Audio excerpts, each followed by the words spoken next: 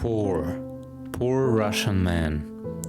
They found themselves between the millstones of the historical mill, between two genocides. On one side, Stalin was destroying them, driving them into socialism with bullets.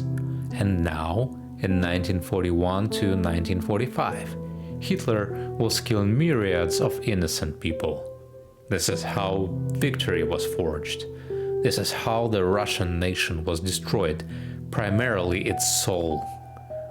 Will the descendants of those who survived be able to live? And in general, what will happen to Russia? Why did they go to their death, even though clearly understood its inevitability? Why did they go, even though they didn't want to?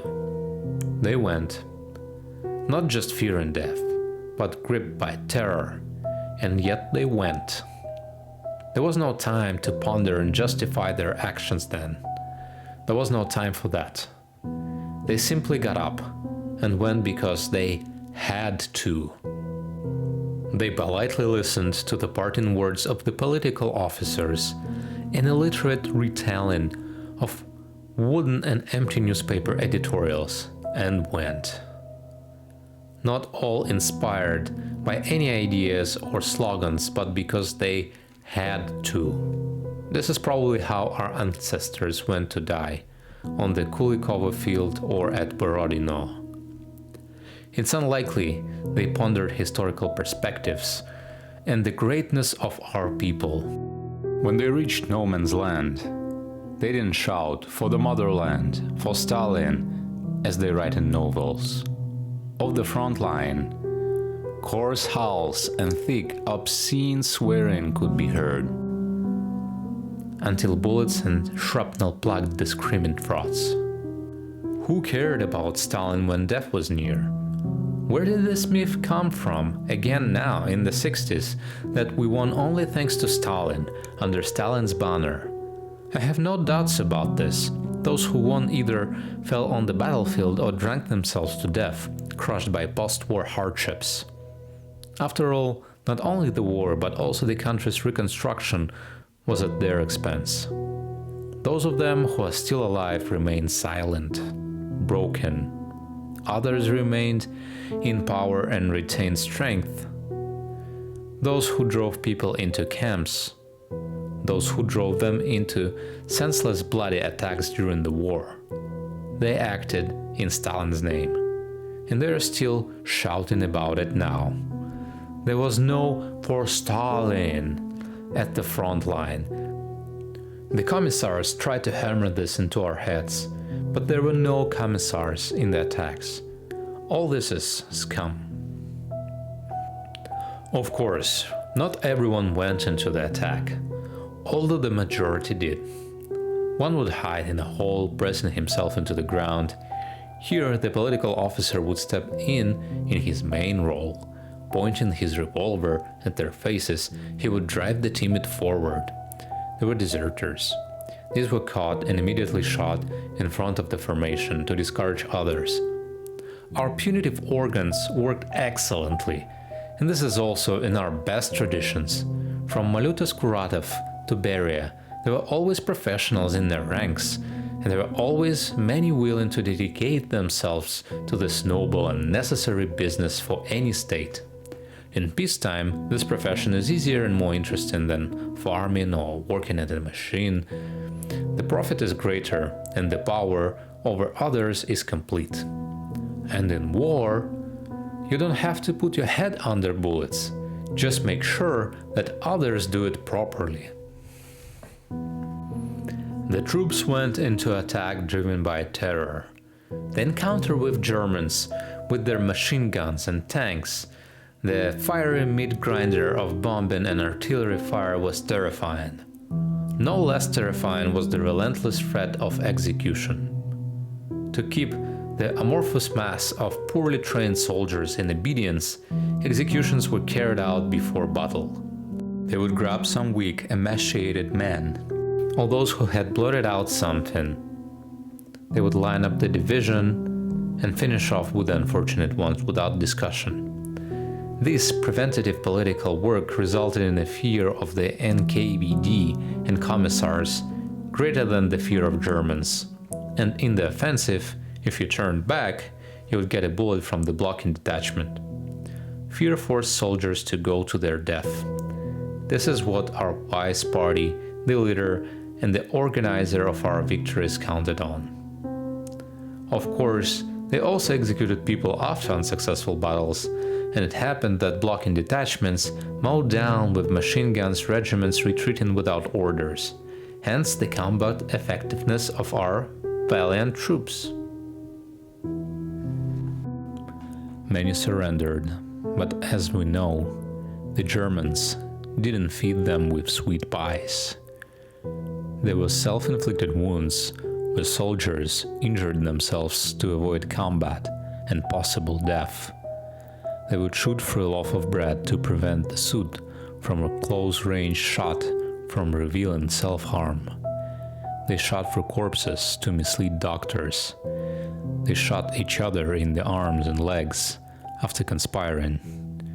There were especially many self-inflicted wounds among Kazakhs, Uzbeks, and other Asians. They really didn't want to fight. Most of the self-mutilators were exposed and shot.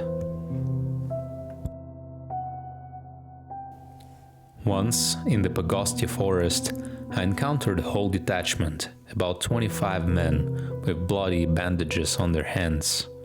They were being led somewhere by Smersh convoy guards with rifles at the ready.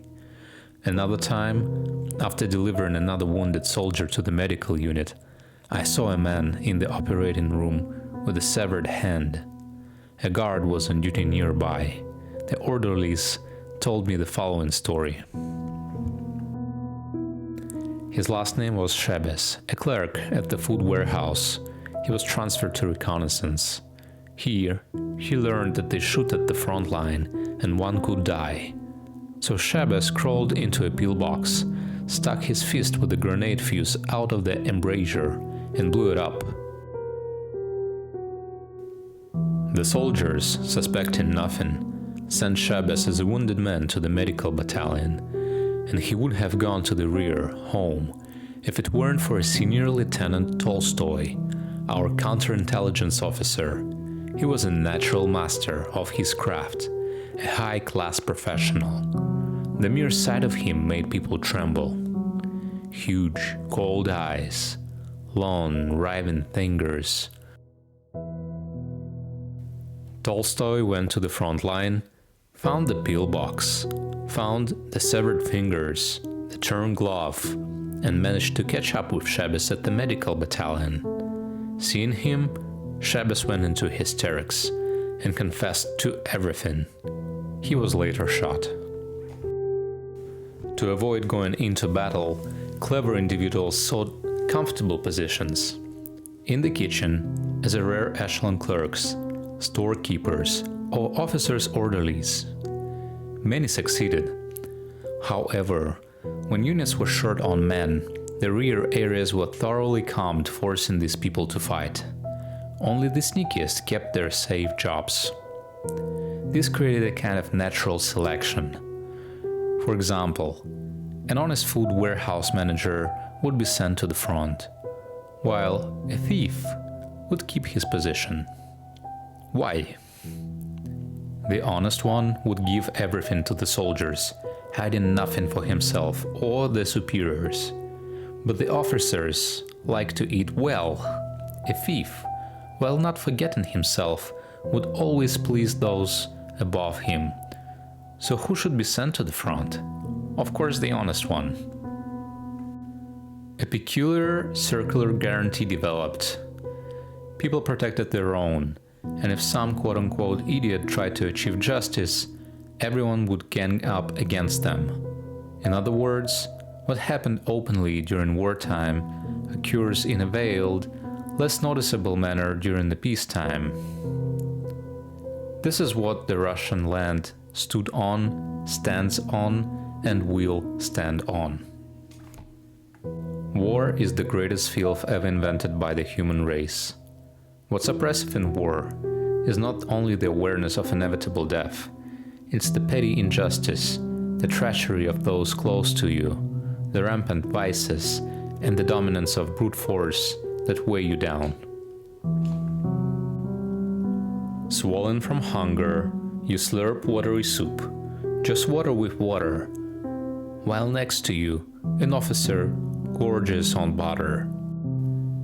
He is entitled to special rations, and the quartermaster steals food from the soldier's pot for him too. In 30-degree frost, you build a warm dugout for the superiors, while you freeze in the snow.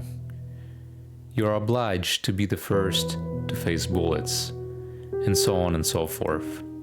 But you quickly get used to all of this. It only seems terrible after civilian comforts. And the special rations for superiors, that's also a historical necessity. The officer corps, the backbone of the army, must be supported. Everything revolves around them in war. It's mainly soldiers who fall in battle, and new units are formed around the officer corps. Sweet Kesha Potapov from Yakutsk told me that during the war, the boss, meaning Stalin, sent a huge grain requisition plan to Yakutsk. The local chief, who argued it was impossible to fulfill, was removed and arrested as an enemy of the people. Another one came from the center who managed to confiscate all grain reserves completely. He received an order. In winter, widespread famine began, and nearly a third of the people died. The rest barely survived, but the plan was fulfilled. The army was provided with bread, and the people? New people were born, and now there are more than before. The wise boss knew what he was doing, implementing historical necessity. So keep quiet. Big deal if they stole half of your meat portion and your sugar too. Regarding clothing, it was simple and rough at the front, but warm and comfortable. There is no reason to complain about that. The supposedly foresighted Germans had nothing comparable and always suffered greatly from the cold. Both Germans and Russians had decent weapons, but the Germans were better trained and didn't needlessly expose themselves to enemy fire. I recall how our newly formed infantry regiment was trained. We ran through the forest, shouting, "Hurrah!" and never once fired at targets. We were saving ammunition. For the Germans, it was the opposite. Every soldier was an excellent marksman, knew how to dig in quickly and assess the situation. Once I decided to test the much-praised German MG machine gun, which was set to fire 800 rounds per minute. I took it from a dead German's hands and hung it around my neck. 12 kilograms of iron, plus more than 3 kilograms of ammunition, spare barrels and grenades, food and much more. We walked about 40 kilometers, and with each step, this cursed machine gun became heavier and heavier. I was completely exhausted and consoled myself only with the thought that our Maxim was even heavier, over 25 kilograms. When a line of attacking Germans appeared ahead, I was almost glad. I flopped into a hole, aimed, pulled the trigger. Donnerwetter, 1000 Teufel, Dreck mit Pfeffer, deutsche Mutter. The damn thing, this machine gun, wouldn't work at all. In a rage, I threw it into a puddle, grabbed the submachine gun of a dead comrade next to me and started firing at the attackers. We repelled the attack.